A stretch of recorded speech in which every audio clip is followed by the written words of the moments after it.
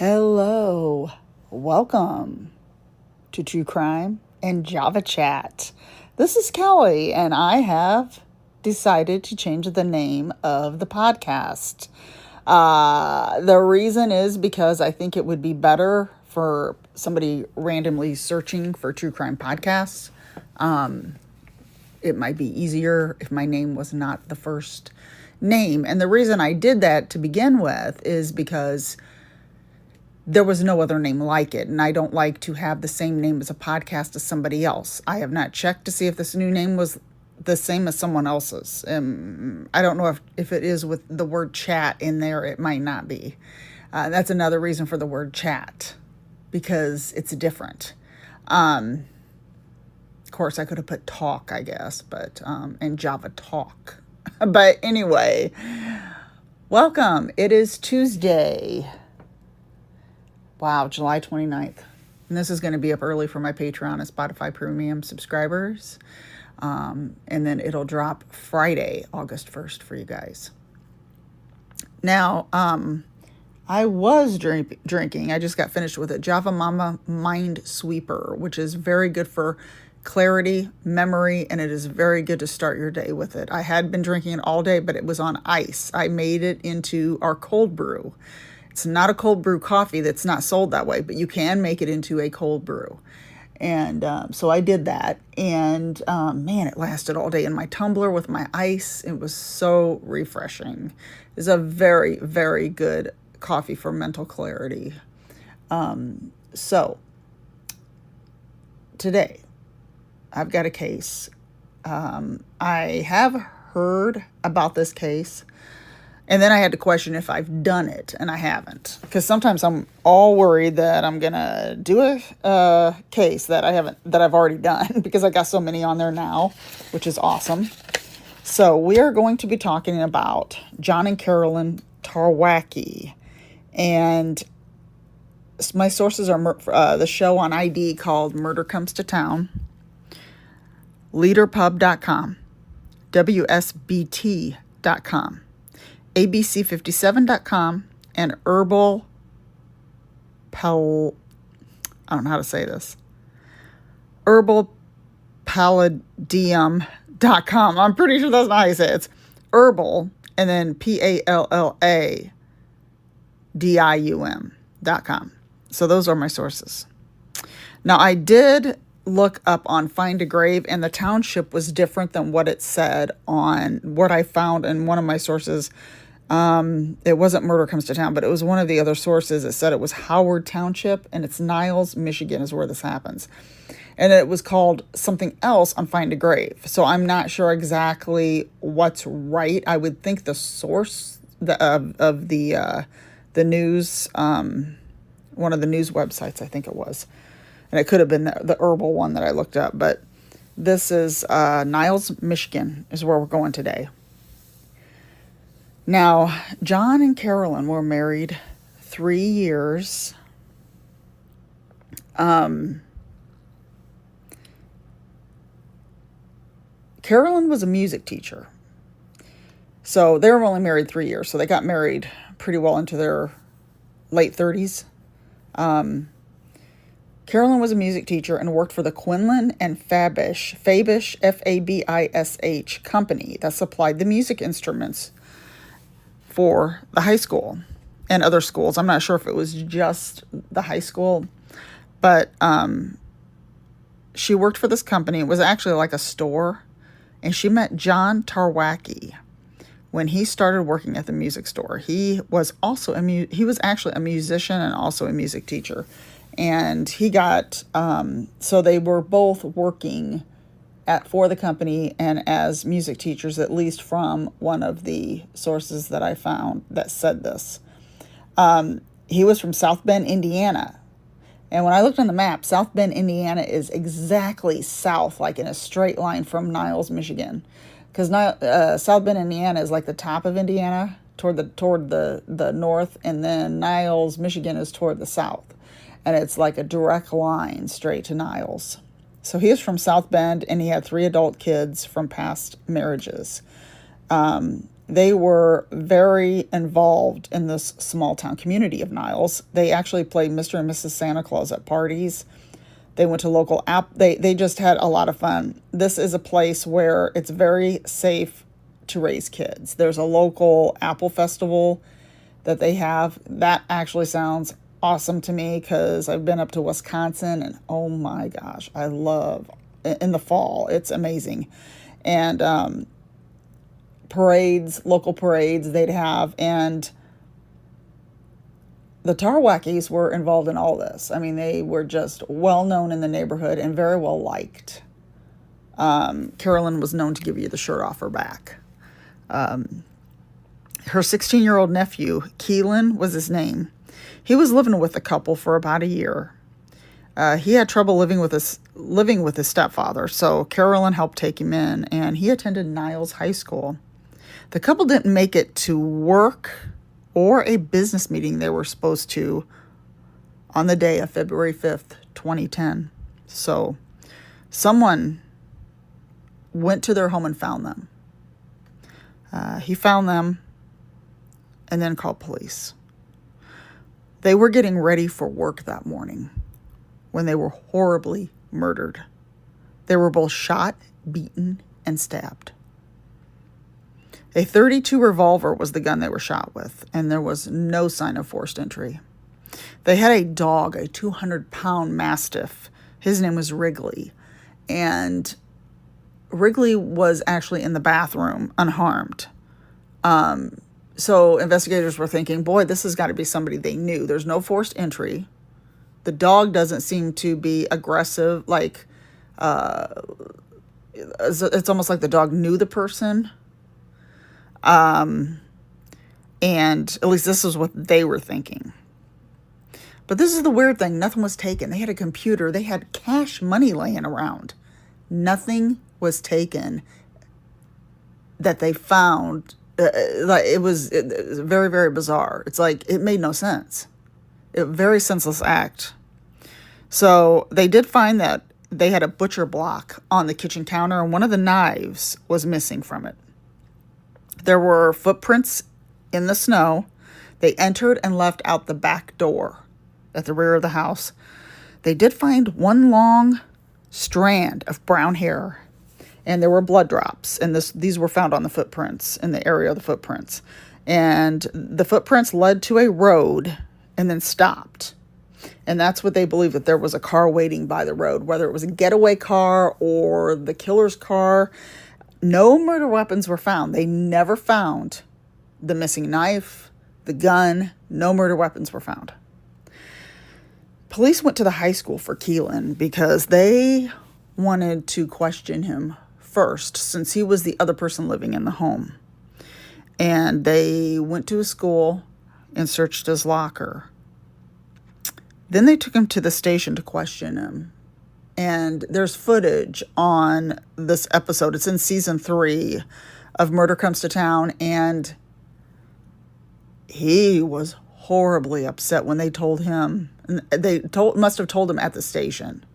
They told him that somebody had killed his aunt and uncle. And he was so upset. And they could tell he was genuine. He was just broken up horribly. Now, evidence also showed that he wouldn't have had time to kill them and then make it to school on time like he did that day. And his boots didn't match the footprints in the snow. I mean, this kid lost everything when his aunt and uncle were murdered. Carolyn had already spoke to a lawyer about getting full guardianship for him. And his mom was her sister. Her sister Katie was Keelan's mom. And supposedly Katie didn't know that Carolyn was doing this, was going to get full guardianship for this kid. So they brought Katie in to question her. She told them that her and her sister fought a lot. And get this, her sister's death did not bother Katie at all. They asked her, did you have anything to do with the murders? And she's like, no, but I won't miss her. Wow. I mean, I wouldn't be saying that. I'm telling you, I just wouldn't be saying that. I got to get a drink of my water here. So, I don't know. That just kind of really threw me. She even gave him a DNA sample because they found that strand of hair. So they took it, tested it, turned up nothing when they tested this hair to hers. Of course, it didn't match hers. Then they questioned Katie's husband. He claimed to be at work at the time of the murders, and this was checked out from his employer because they had footage, actual surveillance of him punching the clock. So he was at work at that time, so he was marked off the list. Then they went door to door in the neighborhood, interviewing everyone who may have seen or heard something suspicious. There was one neighbor named Linda. She told him she saw a man running down the road that morning in boots and a dark hoodie. She couldn't see his face. This was the only lead that seemed to be the right one all the other leads just turned up nothing. People started to worry that they hadn't found who did this, and they started securing their homes and businesses, getting security systems, which I do not blame them. Their nephew went to live with his grandmother, and that is Carolyn and Katie's mom. And he even said they got a security system because they don't know who it was. Would they come after him? Would they come after any of the other family? You just don't know. So 2 months after the murders, Carolyn's mother finally her name was Sharon. She's the grandmother of Keelan. She finally got up enough nerve to go to their house and clean it. And that would be hard when you lose your daughter and her husband. That would be hard to do. I don't know. Oh, gosh. So she went inside their house to help clean it up, go through things. She was cleaning the freezer. And in the back of the freezer, there was a bloody knife. Now, Hazmat had been through that home. Investigators, everybody had been through that home, and they never found that knife. They just stuck it back there behind there was food in there, so you couldn't see it. But who would have thought it would have been in a freezer? I would have never even thought about that. Now, of course, they tested the blood on the knife. It was only the victim's blood, nobody else's. So that lead went out the door, right there. 2 years go by, and they still had not found the murderer of the Tarwackis. January 2012, police stopped a woman for running a stop sign. She was really nervous, so they asked her what was going on. And she told police that she had to talk to an investigator because she knew who killed the Tarwackis. And they brought her in, and she said the killer's name was 27-year-old Keith Lentz. Sorry, there's a T in there.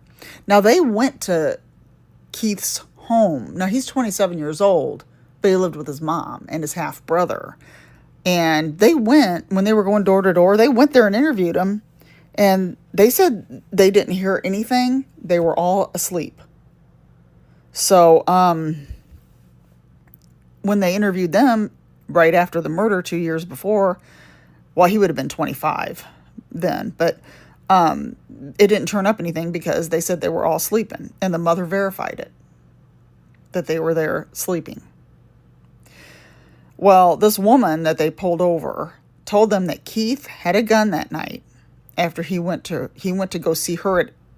She was lived in a trailer, and he went to her place, and the gun was a .32 revolver. Now, police are thinking, is this a girlfriend? Is she trying to get back at him for something? Maybe he made her mad, and he killed these people.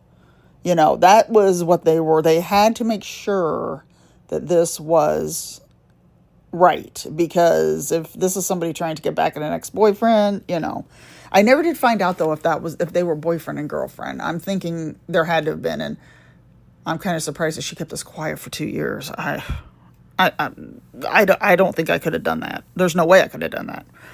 Other witnesses who knew Keith were interviewed.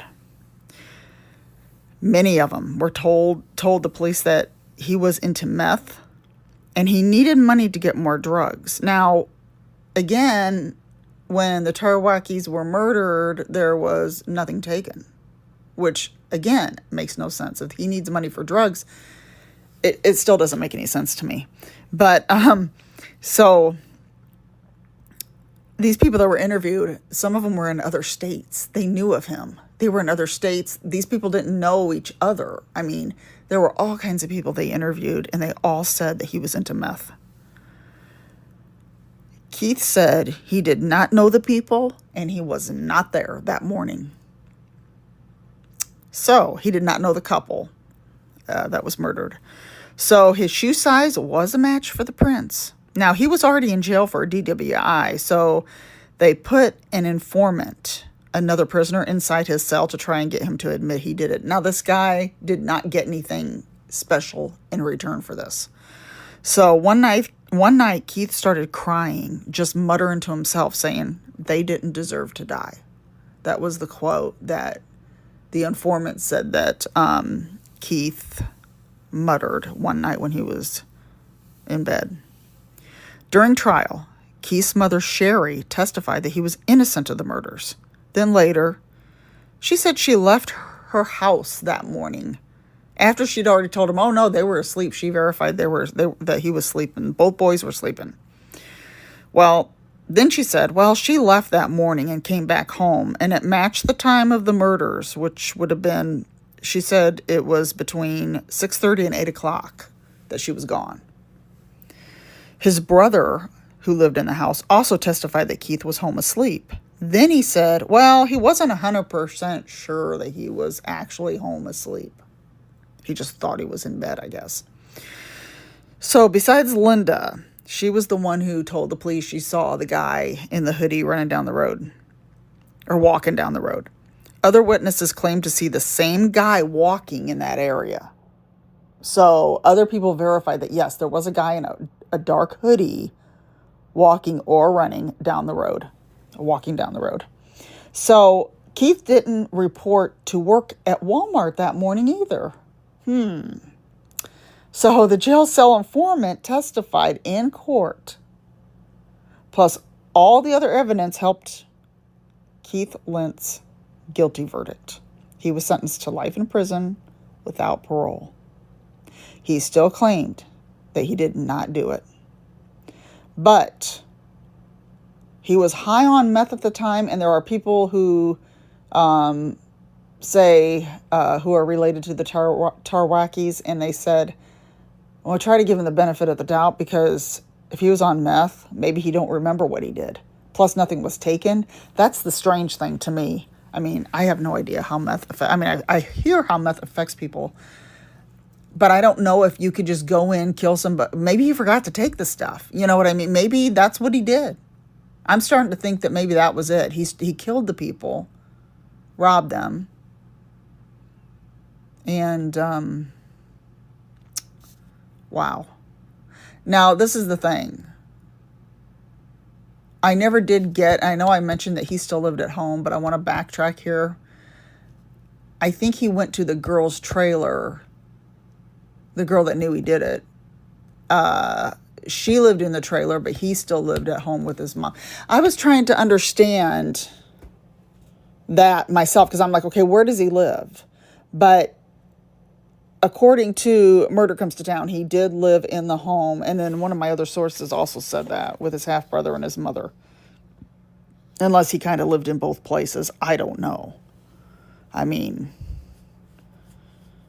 yeah, who knows? But I mean, he was 25 years old. I know people can hop, from girlfriend to parents' house. And especially if, I mean, he was working at Walmart, but I don't know exactly how much money he was bringing in. But that is the sad, senseless story of John and Carolyn Tarwacki of Niles, Michigan. Very sad, horrible, horrible story. Oh my gosh. But Murder Comes to Town is actually a very good series, and I do recommend it. This was season 3, and the episode was the one who killed the music, or the night someone killed the music. It's something like that. And it's toward the front, like maybe the third episode or second episode or something like that. So, but thank you so much for listening. I hope everybody, I don't want to say the word enjoys, but who enjoys true crime? But I mean, we're all kind of like crime junkies here, but I hope everybody enjoys the podcast. Put it that way. And if you have any comments, you can always drop comments on Spotify. Now, I do try to get these up early, and this one will be up early this week. And I try to drop every 2 weeks on Friday or Saturday, depending on how late I am. If I do it earlier than that, it goes up early for Patreon, Spotify subscribers. And I do 3 episodes a month, sometimes 2. Very rare does that happen. It has happened, but I try to make 3, which almost every time I've made 3. If I get sick, or I had carpal tunnel surgery in April, I credit the people back. I don't credit back. I do a no charge for the month, one of the months, either the month I'm not able to or the month after. So I do that a lot. I mean, I've done that a few times. So, or like in December, a lot of times I won't charge because it's Christmas month, and I'll do it for the holidays. So, and it's only $5. I don't have any other tiers, and you can hear a lot because I've had that for going on 2 years now. And there's a lot of episodes on there. It's all high profile. Some are high profile. It's all ones that are everywhere. Could be out of the country, could be in other areas. And I really love the old time true crime stories. I really do. I don't know why. It's just, I'm fascinated with how hard it was years ago to how easy it is now to find people. And it's wonderful how far we've come with DNA and everything. So it really makes you think when you hear these old stories of true crime. And a lot of times people get away with them. This guy got away with this one for 2 years, which I know 2 years don't sound like that much, but it's like he got 2 years of freedom and lived with this for 2 years after killing those people. I don't know how people can do that. And the girl knew too. I never heard if they did anything to her. I don't think they did. I don't think, excuse me, since she went in, I don't know if she got in trouble, but I don't think she did. So anyway, I'm watching the new Dexter. If anybody out there has watched that, it is very good. Very surprisingly good being in New York. I thought, oh man, I miss the Miami setting. I just love the Miami setting. So it's in New York, but man, so far it's pretty good. Very, very interesting. So I know that comes out on Friday on Paramount Plus, and then I think on Showtime it's on Sunday. So there's been 4 so far. So I haven't really been watching much else on Netflix. I need to get back to the train wreck series. I've been watching that with all of the Balloon Boy and all of that. Ocean Gate, Woodstock 99. They're all pretty good. Some I have not watched. I really wasn't interested in the political one. I think it was like the mayor. I don't know why I'm coughing. The mayor or something that did crack cocaine or something. I'm like, I don't know about this. Okay, I had to get a drink there. I don't know why. I think I'm talking too much. But I gotta look and see what else there is on Netflix. I got Discovery Plus, Hulu, and Peacock. So that's what we have. Oh, and of course, Amazon Prime, we got that. So that is all for today. I want everybody to have a wonderful rest of your week. And for everybody on the podcast, have a wonderful weekend, since this will drop August 1st on Friday. Have a wonderful weekend. We are into August. I hope everything goes okay and it's not too hot where you are. I've already had it in Illinois. It is in the 90s, which I am not used to, and I don't like it. I want sweater weather. I want the cool breeze. Okay. Thank you so much for listening to the podcast. Have a wonderful, wonderful day and weekend. Stay safe, and I will see you next time.